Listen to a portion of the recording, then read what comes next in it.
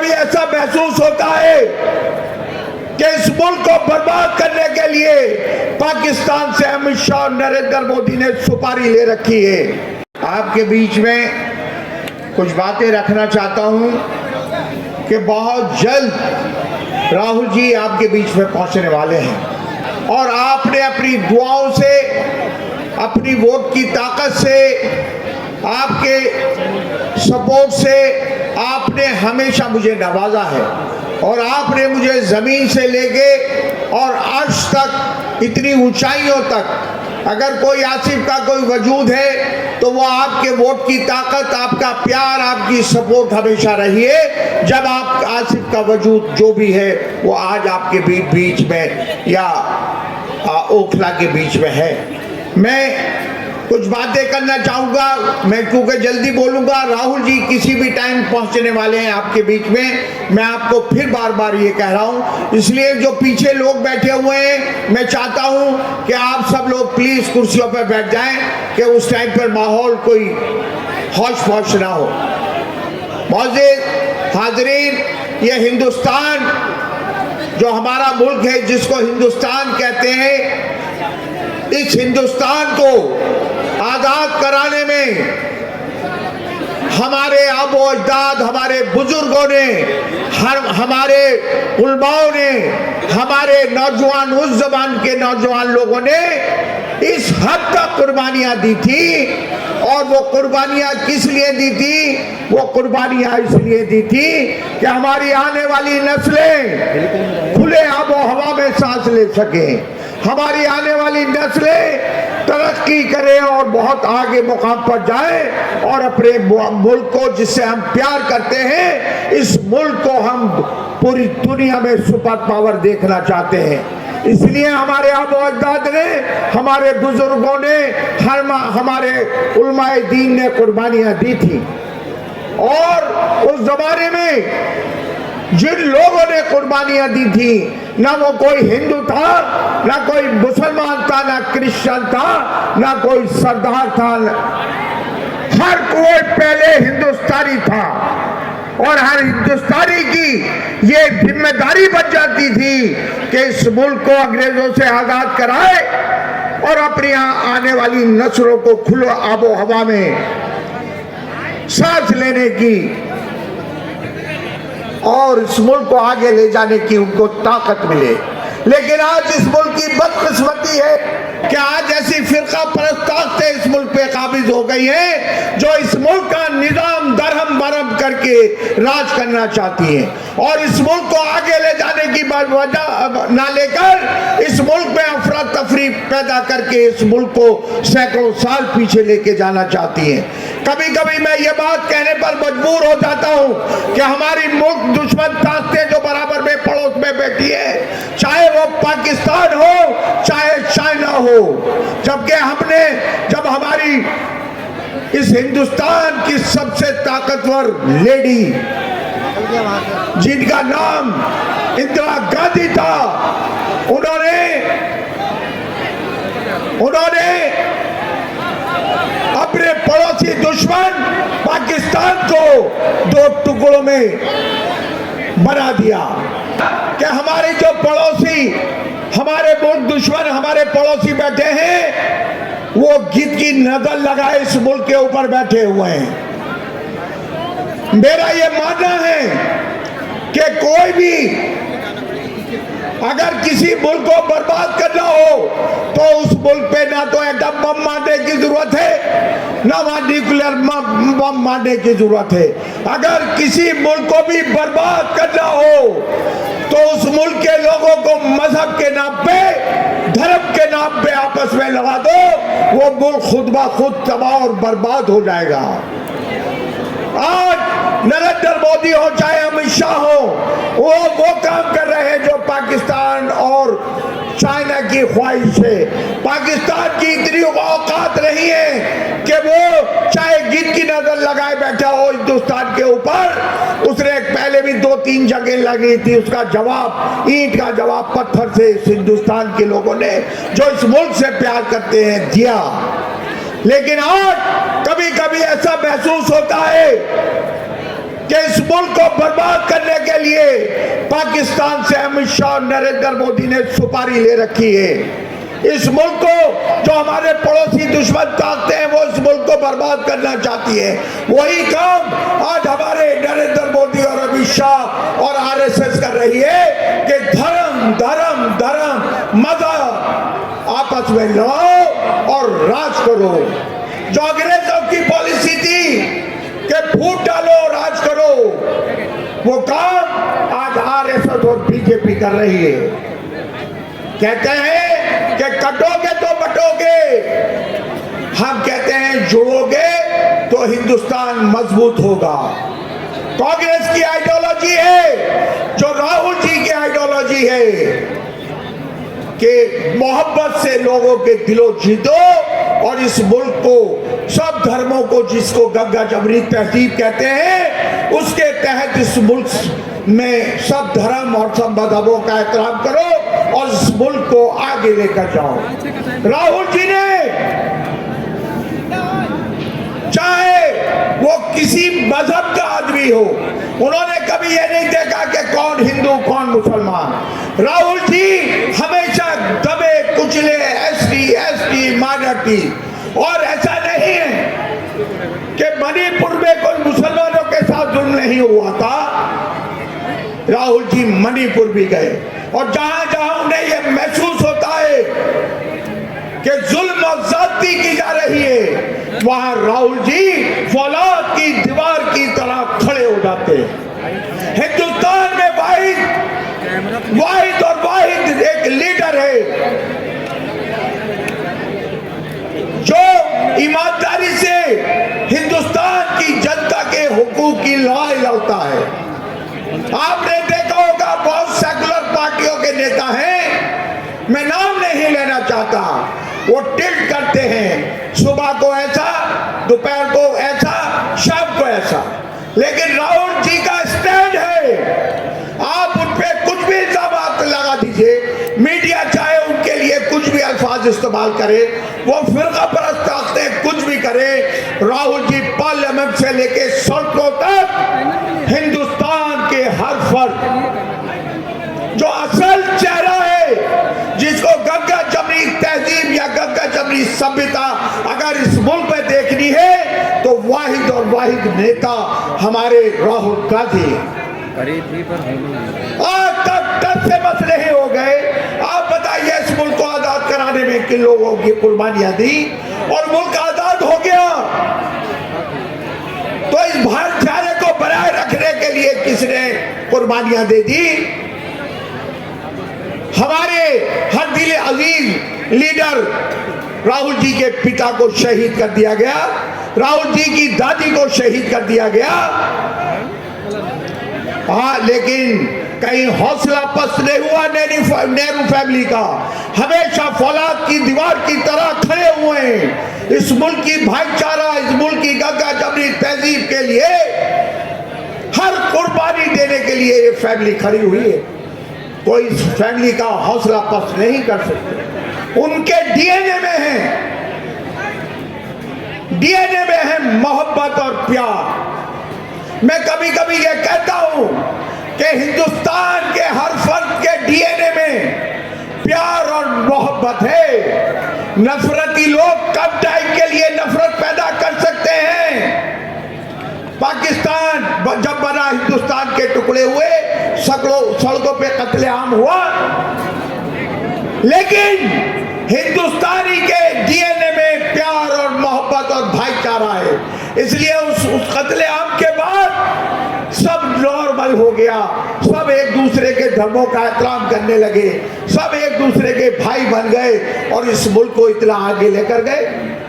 मैं कहता हूं कि आज का जो वक्त है हिंदुस्तान के लिए बहुत बहुत आपको गौर फिक्र करना है।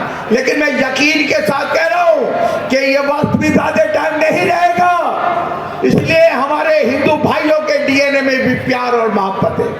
मुसलमानों, सिख और क्रिश्चियनों के भी खून में, डीएनए में प्यार और मोहब्बत है। नफरत फैलाने वाले लोग कभी दुनिया में सर्वाइव नहीं कर सकते हैं। डिक्टेटर लोगों को आपने हाल देखा होगा, ये दुनिया में जो भी डिक्टेटर बना, जिसने भी मजहब और धर्म के नाम पे राजनीति करी, उसका हश्र आखिर में बहुत बुरा हुआ है, बेइंतहा बुरा हुआ है। और हमेशा उन लोगों की जीत हुई है जिन लोगों ने इंसानियत के ऊपर काम किया है। 35 साल आसिफ को आपके बीच में हो गए। 35 साल आसिफ ने ना रात देखा ना दिन देखा, अपने ओखला के अवाम के लिए जाकिर नगर, तैमूर नगर, खिदराबाद से लेके आली गांव तक, चाहे जे क्लस्टर हो, अगर कहीं किसी को सुई की नोक की बराबर भी कहीं चुभन हुई, आसिफ वहां मौजूद रहा। आसिफ को आपने बार बार अपनी नुमाइंदगी का मौका दिया। आसिफ 2 बार आपका काउंसलर रहा, जब एक एमएलए की बराबर काउंसलर होता था। 2 बार आपने आसिफ को असेंबली में भेजा। आप बताइए कितनी बार मैं जेल गया, कितने केस मुझ पे रजिस्टर्ड हुए, लेकिन एक फर्द भी उंगली उठा के कह दे कि आसिफ पे किसी गलत इल्जामात पे केस रजिस्टर्ड हुआ, आसिफ ने किसी के प्लॉट पे कब्जा किया, आसिफ ने किसी के फ्लैट पे कब्जा किया, आसिफ ने कोई भ्रष्टाचार किया, आसिफ ने किसी के हाथ पैर तोड़ दिए। हमेशा आसिफ जब जेल गया, जब आसिफ पे केस रजिस्टर्ड हुए, तो हमेशा अवाम के हुकूक के लिए गया। एक कोई उंगली उठा दे पूरे हल्के में, बताओ आप ईमानदारी से दिल पे हाथ रख के कहो कि आसिफ पे कोई इल्जाम नहीं लगा पाया, चाहे भ्रष्टाचार का हो, चाहे किसी भी जाति का हो।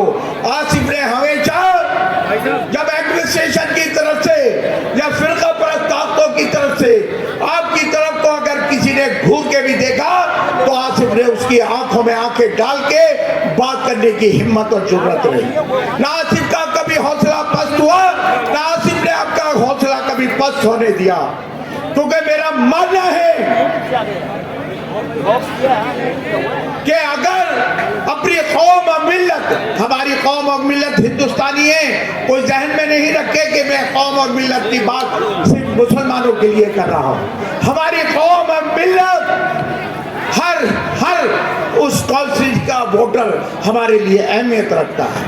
अगर कहीं अपनी कौम और मिल्लत का कभी हौसला पस्त नहीं होने दिया, आप बताइए, क्योंकि मेरा ये मानना है जिस कौम का हौसला पस्त हो जाता है, जो कौम डेमोलाइज हो जाती है, एहसास कमतरी में चली जाती है, उस कौम का वजूद दुनिया में खत्म हो जाता है। इसलिए मैंने अपनी कौम और मिल्लत, अपने वोटरों का हौसला हमेशा बुलंद रखा। चाहे मुझे जेलों में जाना पड़ा, चाहे मुझ पे केस रजिस्टर्ड हुए। आपने ही, जब अरीबा 7 साल की थी, 24 किलो वजन था, पूरी दुनिया में लोग सियासी लोगों को या तो सिक्कों से तोलते हैं, या फूलों से तोलते हैं, या लड्डुओं से तोलते हैं। पूरी दुनिया का वाहिद वाकया है, अरीबा को 2002 में जब 7 साल की थी, तो आपने शाहीन बाग में अपने खून से तोला था, खून से तोला। गुजरात के धके हुए थे, मारामारी हो रही थी, कोहराम गुजरात में बना था। हमने ब्लड डोनेशन कैंप आप लोगों ने लगाया। मैं तो उस जमाने में तिहाड़ जेल में 9 महीने 10 महीने से बंद था। मैंने तिहाड़ जेल से नॉमिनेशन किया था। आपने अरीबा को अपने ब्लड खून से तराजू में तोला था, काटा जो देसी होता है, और वो खून आपने गुजरात में भेजा था, जो दंगा पीड़ित थे उन लोगों के लिए भेजा था। आपने, आसिफ ने, जितने आप पे एहसानात नहीं जताना चाहता, आसिफ ने जो भी किया इसलिए किया कि जो आज ये मजमा खड़ा हुआ है, ना ये ढोके लाया गया है, ना ही कोलेस्ट्रॉल से बुलाया गया है, ना कहीं दूर से बुलाए गए हैं। आप ओरिजिनल हैं, वोटर ओरिजिनल। एक फर्ज बता दे जिसे मैं कहीं से ढोके लाया हूँ, बसों से लाया हूँ, टेम्पुओं से लाया हूँ। आप प्यार और मोहब्बत में इतना, और आप यकीन मानिए अभी थोड़ी देर में देखिएगा हुजूम का आलम। मैं आता हूँ हमारे तुल्ला पे, बात बहुत हो जाएगी, कभी भी राहुल जी आपके बीच में पहुंचने वाले हैं। मैं आता हूँ, आपने देखा होगा जब मैं एमएलए था, अब मुझे 4 करोड़ रुपये साल का मिलता था। मैं 5 साल में लड़ा, जीता 2 बार। एक बार मैं 10 महीने के लिए जीता, दोबारा केजरीवाल छोड़ के भाग गए। मैं एक बार मैं 4 साल के लिए एमएलए था, बाई इलेक्शन में जीता था। एक बार मैं 10 महीने डिसॉल्व करके केजरीवाल भाग गए थे, मैं 10 महीने एमएलए रहा। अगर उस जमाने का देखा जाए तो मुझे 20 करोड़ एमएलए फंड मिला था। एक फंड यहाँ खड़ा है, मेरा चैलेंज है, मैं हरीबा का कैंडिडेचर वापस ले लूंगा। जो ये कहते कि मेरी सड़क नहीं बनी, मेरा सीवन नहीं डला। ईमानदारी से कह रहा हूं, चाहे हिंदू हो चाहे आरएसएस हो।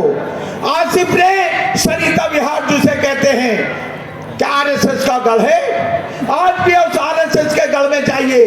कहेंगे कि आसिफ मोहम्मद खान जैसा एमएलए नहीं देखा, 2 बार लड़ा, 1 वोट नहीं मिला, लेकिन मैं उनके लिए भी वो काम करके आया जो आज तक ओखला का कोई भी एमएलए नहीं करके आया। आसिफ ने हर काम वो किया आपके बीच में रहते हुए, जो पिछला कोई एमएलए वो काम नहीं कर पाया। मैंने उसे चैलेंज के तौर पे लिया और मैंने उस काम को किया। आज अमानतुल्लाह ये नहीं कह रहा आपके बीच में 10 साल मैं कहा मैंने 20 करोड़ में, केजरीवाल आया अपने हर एमएलए का फंड 10 करोड़ कर दिया। उसका अमानतुल्लाह 10 साल रहा, इस साल 15 करोड़ कर दिया केजरीवाल ने। 105 करोड़ अमानतुल्लाह को रुपये मिले एमएलए फंड से, 1 अरब 5 करोड़। और जाकिर नगर तैमूर नगर से लेके आलिद गांव तक चले जाइए, कोई गली ऐसी नहीं है जिसमें सीवर उबला ना हो, कोई गली ऐसी नहीं है जिसमें टूटा हुआ ना हो, कोई गली ऐसी नहीं है जहां पानी का पीने का पानी हो। गरम बरम है निजाम पूरे ओखले का। और 450 करोड़ रुपया वो था जो शीला जी अफवार मंदिर में पब्लिक मीटिंग करके 450 करोड़ का एलएनटी ने कॉन्ट्रैक्ट लिया था, शीला जी रिबन काट के गई थी। इसका मतलब अमानतुल्लाह को 550 करोड़ रुपये 10 साल में मिला, लेकिन आपको क्या मिला? आज वो बीजेपी से डरा के आपको वोट मांग रहा है। अमानतुल्लाह ये नहीं कह रहा कि मैंने आपके लिए ये काम किया, ये किया, इसलिए वोट दे दो। आज अमानतुल्लाह कह रहा है कि आप मुझे वोट दे दो, नहीं बीजेपी आ जाएगी। आपको डरा के वोट लेना था, डरा के। आप डर के वोट मत दीजिएगा।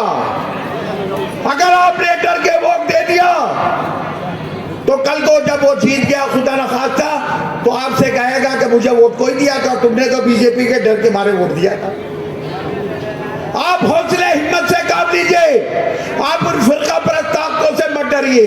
हम फौलाद की दीवार की तरह खड़े हैं। खुदा न खास्ता ऐसे हालात पैदा हो गए, उन्हें घर तक छोड़कर आएंगे, उन्हें घर तक छोड़ के आएंगे। हम आपको डरा के वोट नहीं, हम कह रहे हैं कि अगर आपको हम पे यकीन है, अगर आसिफ मोहम्मद खान पे यकीन है, या मेरी बेटी अरीबा पे आपको यकीन है कि अरीबा आपकी आवाज बनेगी, आपके दुख दर्द में काम आएगी, आपकी रोजमर्रा की जिंदगी में जो परेशानियां उनको हल करेगी, तब हमें आपका वोट चाहिए। हमें इसलिए नहीं चाहिए कि आप बीजेपी से डरते हो, हमें डरपोक लोगों का वोट नहीं चाहिए। हम उस हौसले वाले आदमी हैं, हमें हौसले वाले को बहादुर लोगों का वोट चाहिए। हम नहीं चाहते दबे कुचले कोई। अभी आपने सुना होगा बाउंड्री हो रही थी अलशिफा के सामने, जबरदस्ती पुलिस और इरिगेशन यूपी वाले कर रहे थे। वहां मीडिया के सामने अमानतुल्लाह कह रहा था, जब लोगों ने कहा रोको इसको, रास्ता तक कर रहे हैं, तो कह रहा भैया मैंने अगर इसे रोका ये मुझे जिप्सी में डाल के ले जाएंगे। आप बताइए अमानतुल्लाह का हाल क्या हो गया है? आपने मार्केट में देखा होगा कभी कभी एक हाथ पैर कटा हुआ है। मुझे ये अल्फाज नहीं कहने चाहिए, अल्लाह करे अल्लाह किसी को ऐसे हालत में ना छोड़े। देखा होगा चारों हाथ पैर कटे हुए और एक लकड़ी की गाड़ी में लेटा हुआ कह रहा है लाउड स्पीकर बच रहा है, अल्लाह के नाम पे मुझ पे रहम खा लो, मुझे कुछ वो दे दो, मैं मासूम हूँ, मजलूम हूँ, मेरे हाथ पैर कटे हुए हैं। ऐसे अमानतुल्लाह आपसे वोट मांग रहा, पैर पकड़ रहा है, माफी मांग रहा है। ये फिर वही काम करेगा जो 10 साल से करता आ रहा है। क्या करा आपको अच्छी तरह से पता। ऐसे लोगों से आप बीजेपी के डर के मारे वोट मत दीजिएगा। इंशाअल्लाह बस चंद मिनट में राहुल जी आपके पास। आप देख रहे हैं कि मुझे इशारा किया जा रहा है कि आप बंद कर दीजिए, क्योंकि राहुल जी जो पिछली मीटिंग थी वहां से चल दिए और किसी भी टाइम पहुंचने वाले हैं। मैं आपसे मुझे पूरा भरोसा है कि इंशाअल्लाह 5 फरवरी को आप कांग्रेस के हक में, और कांग्रेस पार्टी के अरीबा कैंडिडेट हैं आप, इसलिए वो वोट आपकी वो ताकत है, वो आप अरीबा के हक में इस्तेमाल करिएगा और आप राहुल जी के हाथ मजबूत कीजिएगा। राहुल जी मजबूत होंगे तो वो फिरका परस्त ताकतें कमजोर होगी। शुक्रिया, खुदा।